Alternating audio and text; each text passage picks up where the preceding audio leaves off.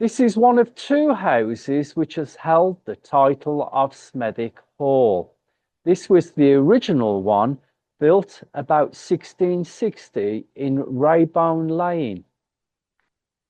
In the 1860s, it was purchased by the Cornish industrial brothers, the Tangys, who promptly had it swept away and replaced with their Cornwall works, where hydraulic lifting gear was produced. Now, it was three Tangy lifting jacks which had raised Cleopatra's Needle into position on the Thames embankment, so they were very worthy products indeed. But I think Sir Richard Tangy felt a little bit guilty when writing his autobiography called One and All in 1889, for he writes this.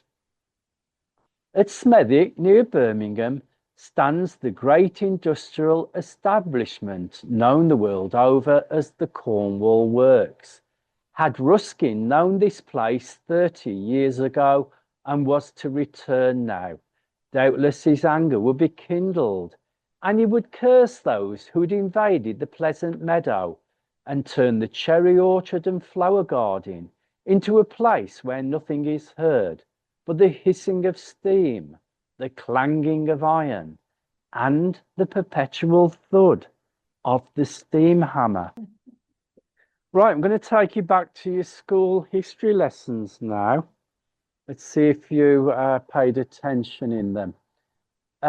Here we can see at the bottom of the picture Charles II fleeing for his life after defeat at the hands of Cromwell's army at the ill-fated Battle of Worcester in September 1651. Well, I'm sure you all know that he turned up at White Ladies Priory, then to nearby Boscobel, where he hid in the oak tree. And from there, he was led through the country lanes to Bentley Hall between Darlaston and Willenhall, the home of John Lane, a royalist sympathiser. It was Colonel John Lane's sister, Mistress Jane Lane, who had the idea of disguising the king as her manservant, William Jackson, to help him evade capture. She'd actually got a pre-arranged journey to Yeovil in Somerset, so he took the role of her guard, her manservant, if you like. Now, to do this, she stained his face with walnut juice to give him a scruffy black country appearance. Now, this stuff really works. I've got a holiday caravan in Worcestershire, and there's a churchyard nearby with a walnut tree. And I picked up one of the fruits, and I was peeling it to get at the nuts. And you can't get that stuff off your hands. It was there for months. Now, she was a very brave lady indeed, for she knew well that anyone caught helping this royal fugitive could be put to death. As they rode through the Stourbridge district, they were stopped and questioned by Roundhead soldiers. In order to escape with their lives, they had to tell porkies. And from this incident is a little bit of banter that's been used in the playgrounds over the centuries between a boy and a girl. The boy takes the part of the soldier asking, "What's your name?" She replies, "Does anybody know it?" It's usually Mary Jane. "Where do you live?" "Down the lane." "What's your number?" "What's your address?" "Watercress." So the idea is that he's got to catch the girl out with something she can't rhyme with. When the king was restored to the throne, he never forgot the bravery of Mistress Lane. On any occasion he could find the excuse, he would present her with a personal gift. And this is one such present, a silk embroidered sewing casket, which she had later given to her sister Anne Birch.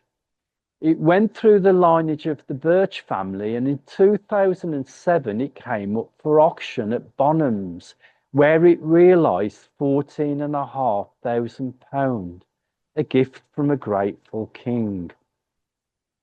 Long after the king's adventures at Bentley, this more modern house was plonked on the site in the Georgian period, and this building met with a most undignified end.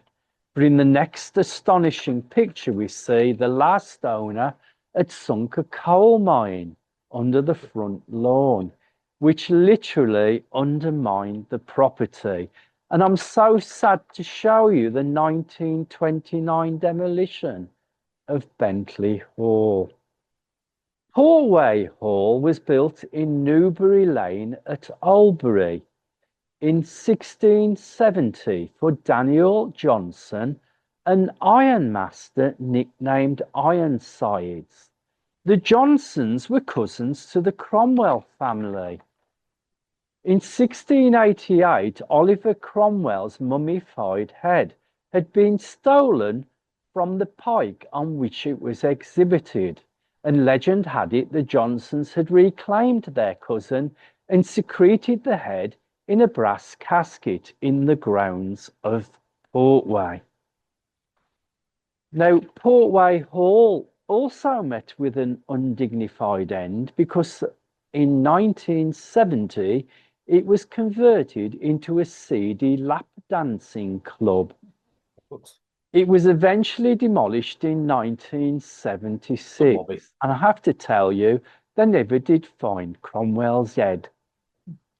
Nice legend now. This was a celebrated landscape architect who, in about 1790, was engaged to landscape a newly purchased estate at Worley between Birmingham and Smethwick. Now, I always forget this bloke's name, so I'm being perfectly honest here, and I'm just desperately looking through my notes to see if I can find him. He was Humphrey Repton. Humphrey Repton, yeah. Now, the family who purchased the estate were the Galtons, and Samuel Galton Jr. was a Birmingham gunsmith who at the time was living at Great Bar Hall, which he was renting from the Scott family. In 1821, Samuel Galton's son, Humphrey Barclay Galton, contrived with an architect named Lugart from London to build a fabulous new house in the centre of what was now known as Worley Woods. And they unveiled to the world Worley Abbey. Now, Worley Abbey was one of the meetings of the Lunar Society because Samuel Galton had been a member. The favourite meeting place, though, was at Great Bar Hall, and the butler there called them the lunatics. They were anything but. They were learned men, including William Withering and James Watt, who met on the night of the full moon, so that added light would give them more safe passage over barren heathland, where they may fall prey to footpads or highwaymen.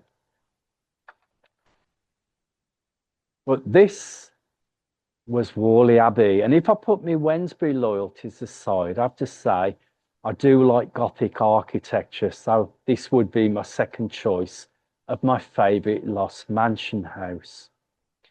By 1864, Sir Hugh Gilsey Reid was in residence, and he was the Rupert Murdoch of the day, a successful publisher. He used to entertain figures such as Gladstone, the Prime Minister, over the dinner table at Worley with tales of the Grey Lady. Now, this spectre had been a member of the de Somery family of Dudley Castle and had eloped with one of the amorous monks from Halesowen Abbey, but had been jilted. Now, after dark, she leaps out on unsuspecting courting couples in the woods as she searches for her estranged lover in eternity. Sadly, Worley Abbey was demolished in 1954, and one lady who was a little girl watching the demolition with her father told me that there was great excitement when the workers had removed a modern wooden floor in the kitchen, revealing beneath the original flagstones, and on one of them was engraved "To our dear Lady Grey." It was lifted, and there beneath were the bones of a pet dog. There had been a castle at Tongue since the 12th century, but this was its last reincarnation in 1765 for George Durant, a wealthy shipping merchant. The Moorish Gothic style to the designs of the architect and landscape gardener Capability Brown. I didn't realise that he actually designed buildings too. That's his work. During the First World War, it was occupied by the armed forces, but when they moved out, the family never moved back in. It was in 1954, when a little boy was killed in the ruins, the decision was made to demolish it. And today, the four carriageways of the M54 motorway completely straddle the site, but not all is completely lost. This is a postcard showing the entrance gates to the estate. Now, I wouldn't have thought this was the main entrance, maybe the tradesman's, but do you notice the strange carvings in the sandstone walls flanking the gates? In 1980, they were removed and taken to Blakenhall in Wolverhampton, where they were re-erected at the entrance to the Villiers trading estate. They're now listed by English Heritage as buildings in danger. And can you see the strange symbolism like the pineapples and the snakes, which are believed to be from the coats of arms of the families that had occupied Tongue Castle? This is the North Lodge to Lee Castle at Wolverley on the A449 road just outside of Kidderminster. Now, Lee Castle is believed to have been built about 1720 and was the home of the Knight family, whose effigies can be seen in Wolverley Church. It later became the home of the industrial family called Brown Westhead, but was demolished in 1945. Yet the South Lodges, they still survive as well. One's derelict, the other one's lived in. Every time I drive past, I think, wouldn't that be a lovely bachelor pad for me? Wolseley Hall was built in 1797 on the site of an earlier house for the Wolseley family, who were said to have been granted the lands when they had rid Cannock Chase of wolves. But the grand house was demolished in 1926, and then the family moved into what's called the Park House, which had previously been the estate manager's home. I'm going to tell you about the sad demise of Sir Charles Wolseley. He married a American socialite, and she became Lady Jeannie. And he sank all his money into the ill-fated Wolseley Water Garden Park.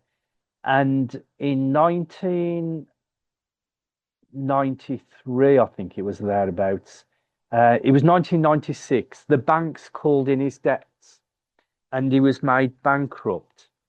And he lingered on in the park house until 2008 when he lost everything. He lost his home and every acre of his land. And the last I knew of them, they had to move in with some friends in a converted barn. And I don't know what became of them later. Here's another Staffordshire mansion house that stood at Bednall near to Penkridge, and it was Tedsley Hall, built for Sir Edward, the first Lord Hatherton, in 1757. And it was demolished in 1954. At that time, the famous Nelson organ, which had been installed in 1769, was removed and sold to a church called St Andrew's by the Wardrobe in London. And I do often wonder whether the organ still plays in that church today. This must have been the largest mansion house to have stood on Staffordshire soil. I'm sure you'll all recognise Beaudesert. Oh, are you? Right, you'll have to correct me if I'm wrong now then. And originally it was the palace of the Bishop of Lichfield, but was confiscated by Henry VIII in about 1540 and given to his supposedly favourite man of court, William Paget, who was the son of a Wednesbury nailer, and he was later knighted by Henry VIII, Lord Paget. Now, the Pagets assumed the title of the Marquis of Anglesey, and in 1926, the sixth Marquis moved his family to Plasnowith on the Isle of Anglesey, leaving Beaudesert empty. Now, I'm going to recite some passages from a book published in 1933, I think, called The Best of Cannock Chase, under the heading of Shadows Pass Over Beaudesert. Our informant was walking around the building during a sale of fixtures and fittings in 1931. And in contrast to what it tells us, everything we see in this series of pictures is intact because these are from an article that was in the Country Life magazine of about 1900. Beaudesert was largely demolished in 1935. There are some ruins of the older parts of the building still on the site. You'll know that the grounds are owned by the Girl Guides and the Boy Scouts today. And you'll notice a change in the tone of my voice when we get to a portion of the ruins that remain. The Pagets have deserted Beaudesert. A large quantity of old oak panelling had been stripped from some of the rooms, but there appeared to be miles of valuable panelling still remaining. In the long gallery seen here, with its 120 feet of length and 20 feet of width, oak covered the walls in magnificent expanse. Does anyone know what a long gallery was used for? And our guide here will know. Come on, tell him. That's right. Would you care to take a turn around the room, Mr. Darcy? In the great hall where once had hung precious 15th century tapestries, a solitary dark moose head adorned the walls. Looking into a bedroom once used as a nursery, I recall to mind the January day in 1791, when Dr. Erasmus Darwin from Lichfield was detained there, attending to the 9 children of Lord Paget, who were down with the measles. The result, he had to send a letter of apology to his friends of the Lunar Society gathered at Great Bar Hall. Well, that's a coincidence. The Pagets, originally from Wednesbury, 9 kids. The Garman family, remember them at Oakswell? 9. Guess how many siblings I've got? Yeah, I'm one of 9. Unlocking the door with a huge rusty key and pulling back the ponderous bulk of centuries beaten timber, they came into view Staffordshire's landscape beauties at their best. Now, this is how you showed off in Elizabethan times. Your roof space, those chimneys are saying, we're very wealthy, we can afford a hearth in every room. So, of course, at one time there was the hearth tax. Over the woods at the rear of the hall, the rain began to beat from the sky, for over the Vale of Trent every detail of the countryside was clear cut in the light grey distance of the declining afternoon.